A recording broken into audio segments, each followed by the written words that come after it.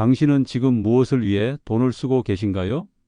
젊었을 땐 더 많이 벌고 더 많이 갖는 것이 중요했습니다. 하지만 70대가 되면 돈의 쓰임도 마음의 중심도 달라집니다. 이제는 채우는 것이 아니라 지키는 것이 중요해지고 모으는 것이 아니라 남기는 것에 의미를 두게 됩니다. 더 늦기 전에 소비의 방향을 바꿔야 할 때입니다. 물건보다 기억을, 필요보다 중요함을, 미래보다 지금 이 순간을 위해 써야 하는 나이, 그게 바로 70대입니다. 첫째, 이제는 키우는 소비보다 지키는 소비입니다. 젊을 때의 소비는 확장입니다.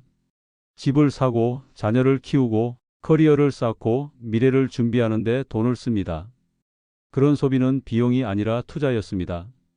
더 큰 무언가로 돌아올 거라는 믿음이 있었기 때문입니다. 하지만 70대에 들어서면 그 전제가 무너집니다. 이제 우리는 더 이상 키워야 할 것이 없습니다. 자녀는 다 컸고 일은 끝났으며 앞으로 무엇이 될 것도 없습니다. 그 순간부터 소비의 성격은 완전히 바뀝니다. 남은 건 더 가지는 게 아니라 지키는 일, 더 버는 게 아니라 덜 잃는 일, 확장이 아닌 유지와 보존입니다. 70대는 인생의 완만한 내리막길이 시작되는 시기입니다. 이제는 몸도 사회적 역할도 수입도 성장하지 않습니다. 이 시기의 소비는 성장이 아니라 지속 가능성을 중심으로 움직입니다. 예를 들어 식사를 하더라도 건강을 해치지 않을 음식을 찾고 옷을 사더라도 관리하기 쉬운 옷을 고르며 외출도 체력에 무리가 가지 않는 거리를 기준으로 결정합니다. 소비의 기준이 바뀌는 것이죠. 예전에는 이걸 사면 더 좋아질 거야 였다면 이제는 이걸 사야 지금을 유지할 수 있어가 됩니다. 과거에는 기대를 위해 소비했다면 지금은 불안을 피하기 위해 소비합니다. 70대가 되면 소비의 이유에 이런 말이 자주 붙습니다. 혹시 몰라서 이 약도 같이 먹고 있어요. 이불도 2개 더 사두었어요. 갑자기 못 나갈까봐. 병원은 자주 가는 게 마음이 편해서요. 비상금 좀 더 챙겨 놓으려고요. 갑자기 아프면. 이 말은 단순한 불안이 아니라 삶이 예상 불가능한 방향으로 흘러갈 수 있다는 체감에서 나옵니다. 그리고 그 체감이 소비를 움직입니다. 젊을 때는 리스크를 감수하고 도전하던 소비였지만 70대 이후는 위험을 줄이고 예측 가능한 상태를 유지하려는 소비가 됩니다. 이건 굉장히 중요한 변화입니다. 지출 항목은 비슷해 보여도 그 동기와 목적이 완전히 달라졌기 때문입니다. 70대 이후의 소비는 이성보다 감정에 가깝습니다. 예를 들어 같은 병원이라도 진료비보다 그 선생님이 편해서 계속 다니게 되고 같은 약이라도 익숙한 거라 불안해서 못 바꾸겠어 하게 됩니다. 지키는 소비는 대체로 다음과 같은 정서적 동기를 포함합니다. 안정감, 내가 아는 곳, 익숙한 것, 예측 가능한 것, 신뢰, 오래 써봤던 제품, 오랫동안 다닌 병원, 회피, 낯선 것에 대한 피로감, 도전의 회피, 소유 지속, 한번 산 물건을 오래 쓰는 선택. 이러한 소비는 외부 변화에 둔감해지는 대신 자신만의 루틴을 유지하는 쪽으로 강화됩니다. 그리고 그것이 바로 70대 이후 소비가 더디지만 단단하게 흐르는 방식입니다. 이제 삶의 우선순위가 달라졌기 때문에 소비 패턴도 다음처럼 변화합니다. 집 크기를 줄이는 대신 관리비와 보온성을 따진다. 식비를 줄이기보다 소화에 부담 없는 식단에 돈을 쓴다. 옷은 자주 사지 않지만 편안하고 기능적인 옷을 선호한다. 병원은 비싸더라도 익숙하고 신뢰하는 곳을 고수한다. 여행은 줄지만 조용하고 가까운 곳에 소박하게 다녀온다. 이 변화는 소비를 줄이는 것이 아니라 목적을 바꾸는 것에 가깝습니다. 즉, 70대는 소비를 줄이는 시기가 아니라 재편성하는 시기입니다. 소비는 현재의 나를 반영합니다. 과거엔 미래를 향한 소비였지만 70대의 소비는 철저히 현재의 나를 위한 소비입니다. 예를 들어 젊을 땐 이 집에 살면 자녀가 편하겠지라며 집을 사고 이 옷 입고 나가면 인상 좋아 보이겠지라며 옷을 샀습니다. 하지만 지금은 이 의자에 앉으면 허리가 편하니까, 이 병원은 내 상태를 잘 아니까라는 이유로 소비합니다. 이건 나쁜 변화가 아닙니다. 오히려 자기 인식이 명확해졌다는 증거입니다. 그리고 이 시기의 소비는 외부를 향한 과시가 아니라 내 안을 향한 돌봄과 유지의 행위가 됩니다. 소비는 변하지만 가치는 더 분명해집니다. 70대 이후 소비는 줄어들 수 있습니다. 하지만 그 안의 가치와 의미는 오히려 또렷해집니다. 이제는 남이 뭐라 하든 내가 편한 게 중요하고 유행보다 익숙함이 중요하며 많음보다 적절함이 중심이 됩니다. 그래서 이 시기의 소비는 더디고 조심스럽지만 불필요한 낭비가 줄고 진짜 필요한 것에 집중된 소비로 바뀌어 갑니다.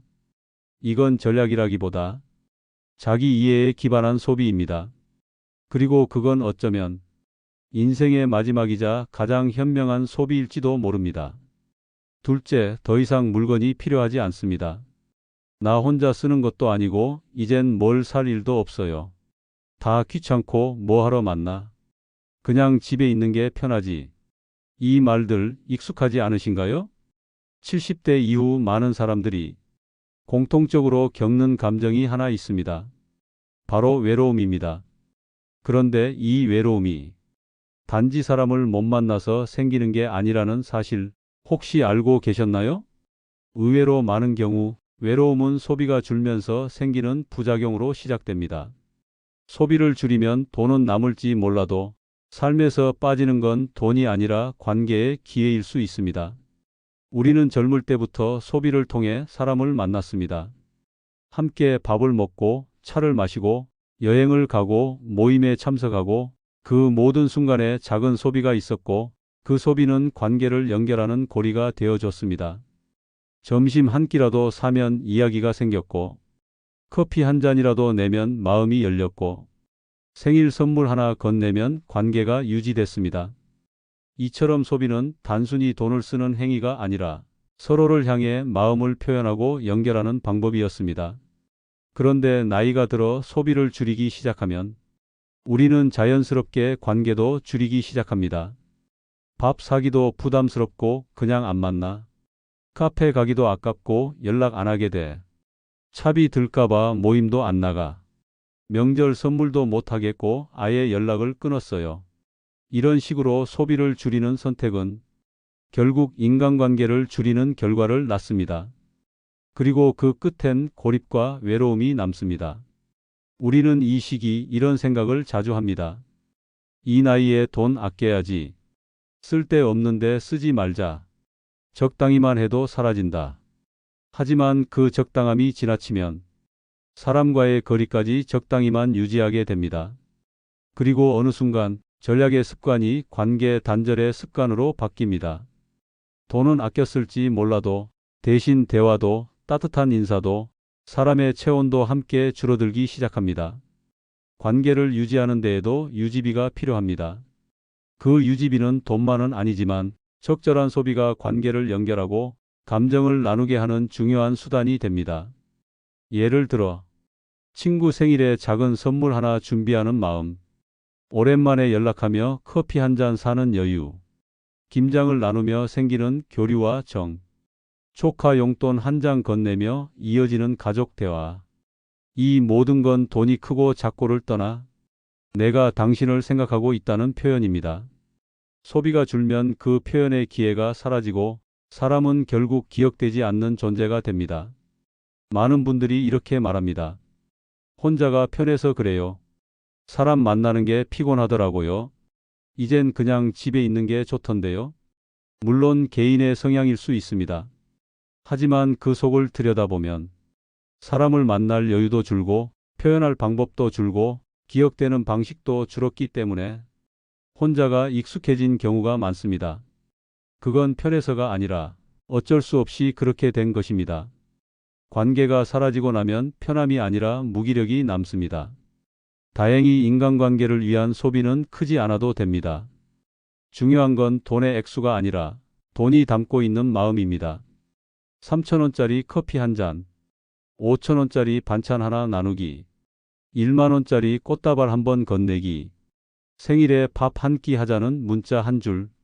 이런 작고 따뜻한 소비는 관계를 이어주고 감정을 데워주고 무너질 뻔한 나를 다시 붙잡아 줍니다. 소비가 줄어드는 만큼 내가 먼저 손을 뻗어야 합니다. 70대 이후 자연스럽게 돈을 덜 쓰게 됩니다. 하지만 그와 함께 관계가 줄어들지 않으려면 의식적으로 내 쪽에서 먼저 소비와 표현을 이어가야 합니다. 누군가의 생일을 기억하고 먼저 안부를 묻고 간단한 선물을 준비하고 함께하는 식사를 제안해 보는 일. 이런 행동은 결국 나의 외로움을 줄이고 삶에 다시 연결이라는 온기를 불러옵니다. 돈을 아끼는 것보다 중요한 건 관계를 지키는 것입니다. 노년기의 소비는 줄어들 수 있습니다. 하지만 그 소비가 빠져나가면서 나를 둘러싸고 있던 사람들도 함께 빠져나가지 않도록 어딘가는 작은 비용과 정성을 계속 써야 합니다. 사람은 혼자 살 수 없습니다. 특히 나이가 들수록 누군가와 나누는 식사, 인사, 마음이 곧 삶의 온도가 됩니다. 셋째, 소비는 나를 표현하는 방식입니다. 쓸 일이 없어서 안 나가요. 어디 갈 데도 없고 사람 만날 일도 없으니까 그냥 집에 있어요. 이런 말 익숙하시죠?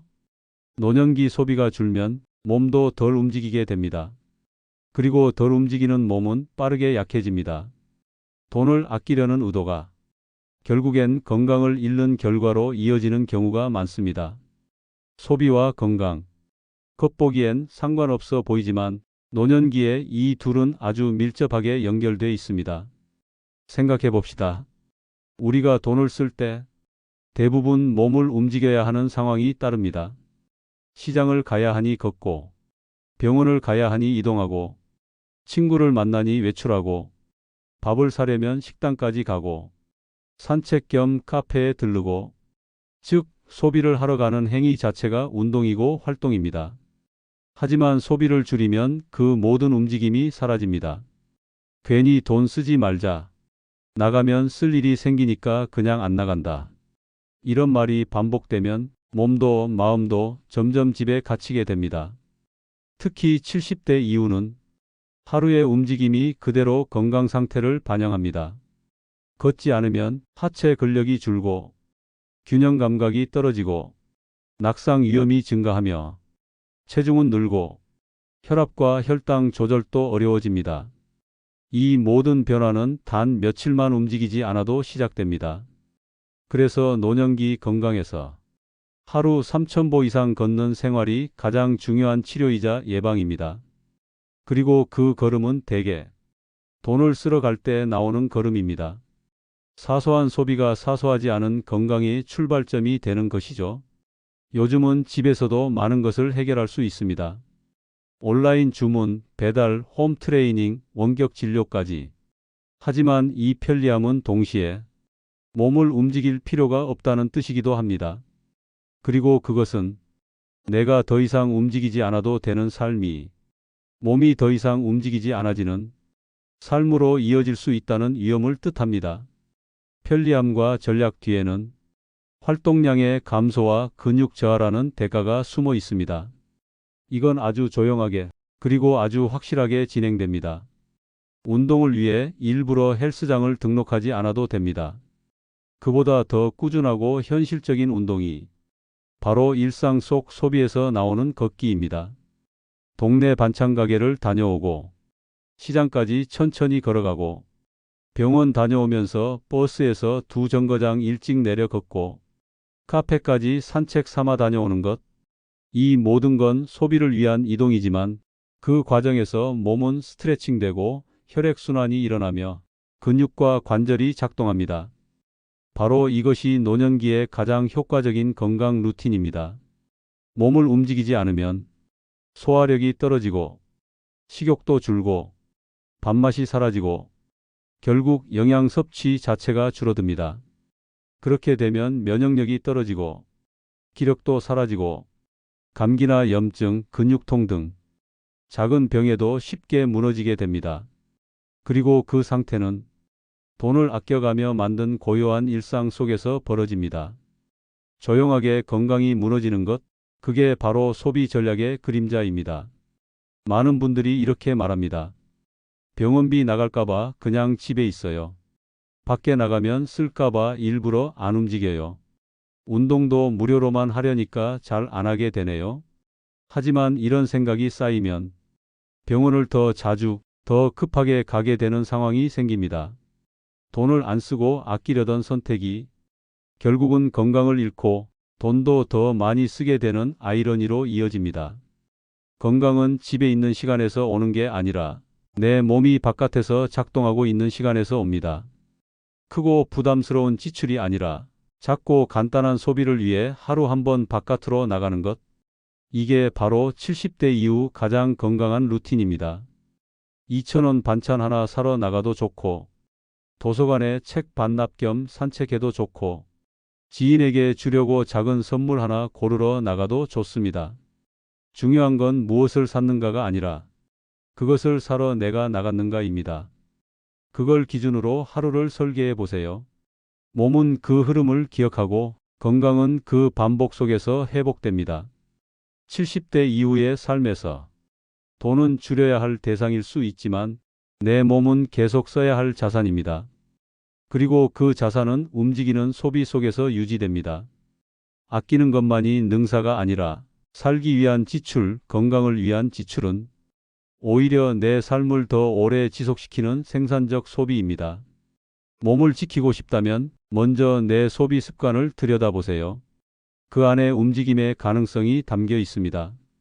넷째, 이제는 경험을 남겨야 할 때입니다. 우리가 평생 동안 모은 물건들, 그 수는 셀 수 없이 많습니다. 옷장 가득한 옷, 책장에 빽빽한 책, 주방에 넘치는 식기. 하지만 이 질문을 던져보세요. 그 많은 물건들 중 내 인생의 기억으로 남아있는 건 무엇인가요? 70대 이후의 소비는 더 이상 소유를 위한 소비가 아닙니다. 이제는 기억을 만들기 위한 소비, 경험을 쌓기 위한 소비로 방향이 전환되는 시기입니다. 우리는 대체로 소비하면 물건을 떠올립니다. 하지만 시간이 지나고 나면 기억에 남는 건 물건이 아니라 경험입니다.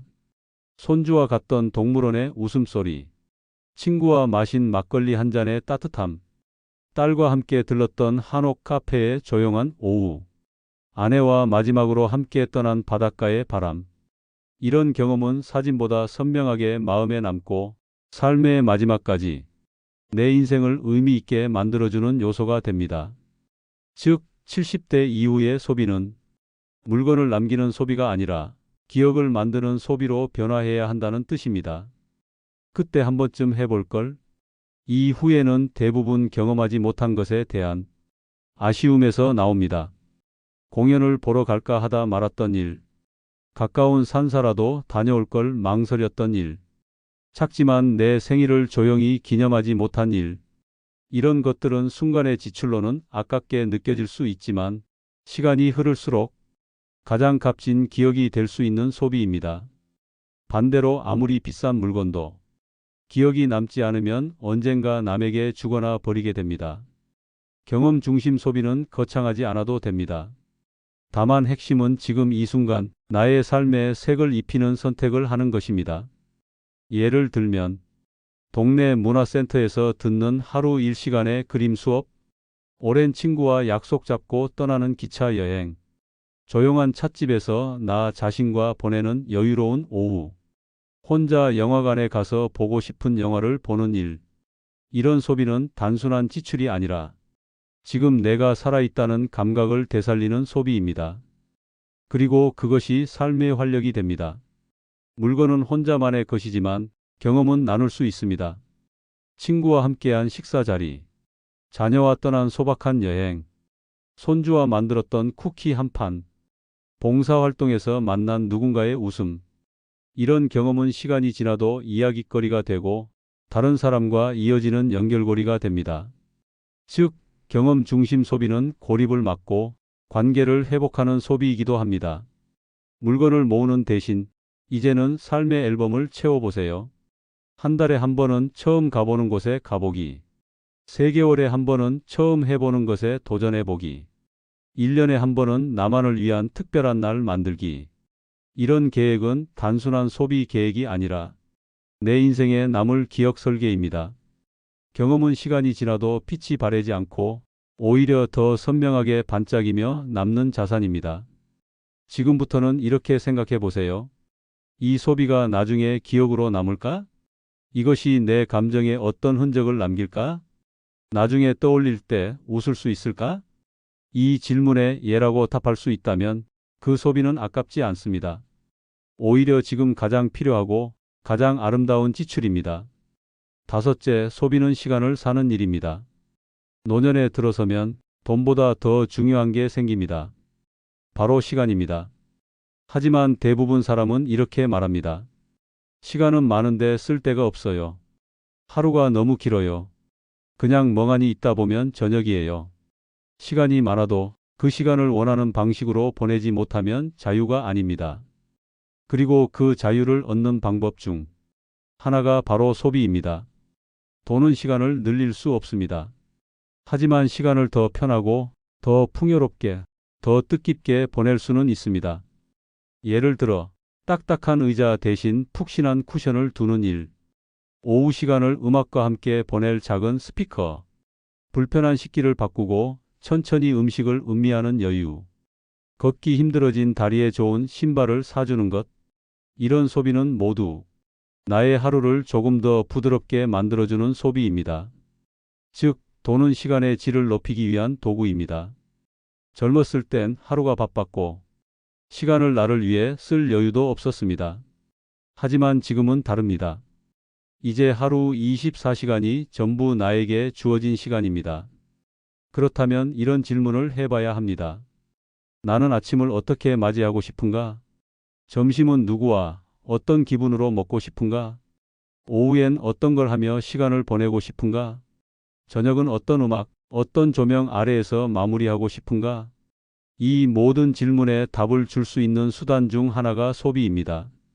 소비는 나만의 하루를 설계하는 재료이기도 하니까요. 같은 시간을 보내더라도 소비가 개입되면 그 시간은 달라집니다. 그냥 걷는 산책이 아니라 좋아하는 커피 한 잔과 함께하는 산책, 가만히 앉아 있는 시간이 아니라 향초를 피우고 명상을 하는 시간, 무료한 점심이 아니라 작은 반찬 하나 새롭게 시도해보는 점심, 무료한 하루가 아니라 문화센터 강좌를 듣는 배움의 하루, 즉 돈은 시간을 꾸며주는 도구입니다. 그 꾸밈이 있어야 시간은 내가 주도하는 하루가 됩니다. 이거 굳이 사야 하나? 그냥 참자. 없어도 돼. 나한텐 사치지. 이런 생각으로 지출을 멈추고 나면 그 다음에 오는 건 시간의 공허함입니다. 그리고 그 공허함은 다음과 같은 말로 나타납니다. 하루가 너무 길어요. 아무것도 하기 싫어요. 무슨 재미로 살아야 할지 모르겠어요. 사실 이건 돈이 부족해서가 아니라 시간을 주도하지 못해서 생기는 문제입니다. 그 주도권을 되찾기 위한 최소한의 수단이 바로 의미 있는 소비입니다. 10,000원짜리 티켓으로 보는 동네 연극, 손주와 나눠 먹는 2,000원짜리 붕어빵, 아침 햇살 아래서 마시는 3,000원짜리 테이크아웃 커피, 낡은 달력을 바꾸는 5,000원짜리 나만의 플래너. 이건 크지 않은 지출입니다. 하지만 이 모든 소비는 하루의 질을 완전히 바꿉니다. 노년에 꼭 필요한 소비는 삶을 더 길게 하는 소비가 아니라 지금 이 하루를 더 생생하게 하는 소비입니다. 70대 이후의 삶은 이제 더 오를 것도 더 따낼 것도 없습니다. 남은 시간은 축적이 아니라 표현의 시간입니다. 그 표현은 돈이 많아서 가능한 게 아닙니다. 작은 돈이라도 나를 표현하는 데에 쓰일 때 그 하루는 나만의 것이 됩니다. 내 식사, 내 의자, 내 음악, 내 향기, 내 대화.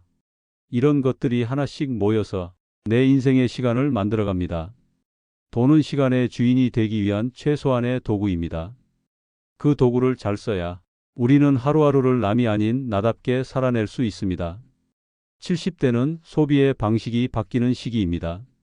더 이상 채우기 위해 쓰는 돈이 아니라 지키고 기억하고 살아있기 위해 쓰는 소비로 전환되는 시점입니다. 물건보다 기억을, 필요보다 중요함을, 생존보다 표현을, 미래보다 지금 이 순간을 위한 소비로 바뀝니다. 지금 여러분의 소비는 여전히 성장 중심에 머물러 있진 않으신가요? 이제는 나를 위한, 나답게 살아가는 소비로 전환할 때입니다. 지금 이 영상이 당신의 소비 습관을 다시 돌아보는 계기가 되었다면 좋아요 한번, 구독 한번 부탁드립니다.